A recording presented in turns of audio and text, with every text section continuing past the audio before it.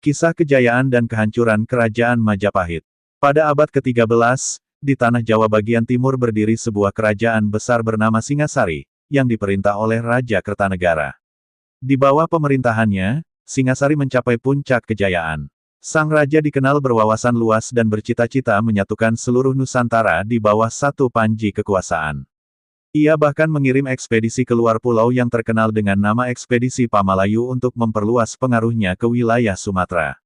Namun, di balik kemegahan itu, muncul benih-benih iri dan dendam di antara para bangsawan. Pada tahun 1292 M, seorang adipati dari Kediri bernama Jayakatwang melakukan pemberontakan. Saat itu, sebagian besar pasukan Singasari sedang berada di luar Jawa sehingga Kertanegara tidak memiliki kekuatan cukup untuk bertahan. Istana diserbu, dan Kertanegara terbunuh. Dengan demikian, runtuhlah Singasari, kerajaan besar yang pernah disegani di Nusantara. Di tengah kekacauan itu, muncul seorang panglima muda yang setia kepada Kertanegara bernama Raden Wijaya. Ia adalah menantu sang raja yang berhasil melarikan diri dari kejaran pasukan Jayakatwang. Bersama para pengikutnya, Raden Wijaya mencari tempat persembunyian di daerah Tarik, di tepi Sungai Brantas. Di sana, mereka membuka hutan untuk dijadikan permukiman baru. Saat menebang pohon, mereka menemukan buah maja yang rasanya pahit, sehingga tempat itu dinamakan Majapahit, yang berarti, buah maja yang pahit. Raden Wijaya kemudian meminta izin kepada Jayakatwang untuk membuka lahan di wilayah tersebut. Jayakatwang, yang tidak menyadari niat tersembunyi Raden Wijaya, mengizinkannya. Dengan perlahan, Majapahit tumbuh menjadi pusat kekuatan baru. Kesempatan untuk membalas dendam datang ketika pasukan Mongol dari dinasti Yuan, utusan Kaisar Kubilai Han, tiba di Jawa untuk menghukum Kertanegara karena pernah menolak tunduk kepada Kekaisaran Tiongkok. Dengan kecerdikannya, Raden Wijaya berpura-pura bersekutu dengan pasukan Mongol untuk menaklukkan Jayakatwang. Bersama-sama mereka menyerbu Kediri, dan Jayakatwang pun tertangkap serta dibunuh. Namun setelah kemenangan itu, Raden Wijaya berbalik menyerang pasukan Mongol dan berhasil mengusir mereka dari tanah Jawa. Dari kemenangan besar itulah, pada tahun 1293 M, Raden Wijaya memproklamasikan berdirinya Kerajaan Majapahit dan dinobatkan sebagai raja pertama dengan gelar Kertarajasa Jayawardana.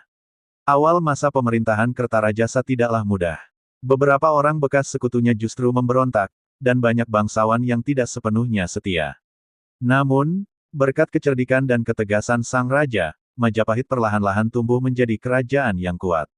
Raden Wijaya wafat pada tahun 1309 M, meninggalkan warisan besar yang kelak menjadi fondasi kejayaan Majapahit di masa mendatang.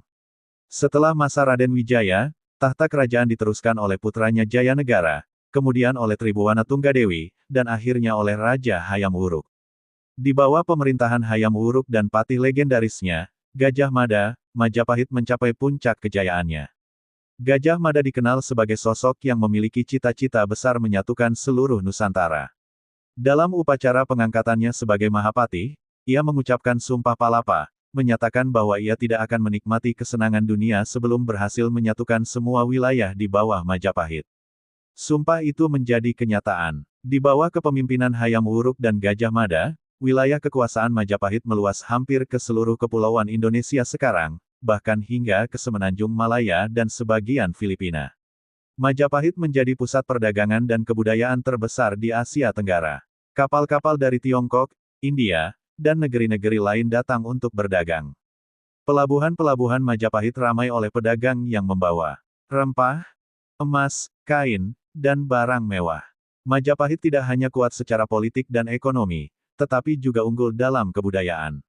Pada masa ini lahirlah karya sastra besar seperti Negara Kertagama karya Empu Prapanca, yang memuat kisah tentang perjalanan Raja Hayam Wuruk ke seluruh negeri. Ada pula Sutasoma karya Empu Tantular, yang di dalamnya terdapat kalimat legendaris, Bhinneka Tunggal Ika, Tanhana Dharma Mangra, berbeda-beda tetapi tetap satu jua, semboyan yang kelak menjadi lambang persatuan bangsa Indonesia. Namun, setelah masa keemasan itu, Majapahit perlahan mulai meredup. Ketika Gajah Mada meninggal sekitar tahun 1364 M dan Hayam Wuruk wafat pada tahun 1389 M, kerajaan kehilangan dua tokoh besar yang menjaga kestabilannya. Perebutan kekuasaan terjadi di dalam istana antara keluarga kerajaan bagian barat dan timur, yang berpuncak pada Perang Paregrek tahun 1405 sampai tahun 1406 m.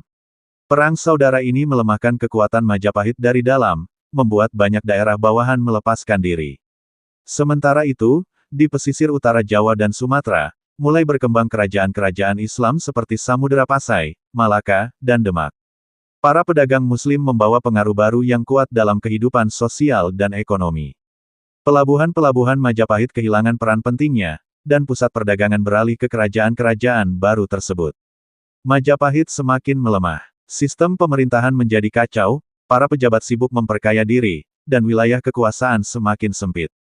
Hingga akhirnya, sekitar tahun 1478 m, pusat kerajaan di Trowulan diserang oleh pasukan Kesultanan Demak.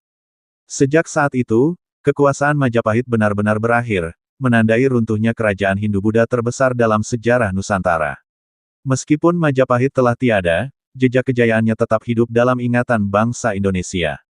Nilai-nilai persatuan, kebijaksanaan, dan kebanggaan yang lahir pada masa Majapahit menjadi warisan berharga. Semangat Bhinneka Tunggal Ika, yang pernah diucapkan oleh Empu Tantular dan cita-cita besar Gajah Mada untuk menyatukan Nusantara menjadi dasar bagi lahirnya Indonesia di masa modern. Majapahit memang telah runtuh, tetapi semangatnya tidak pernah padam.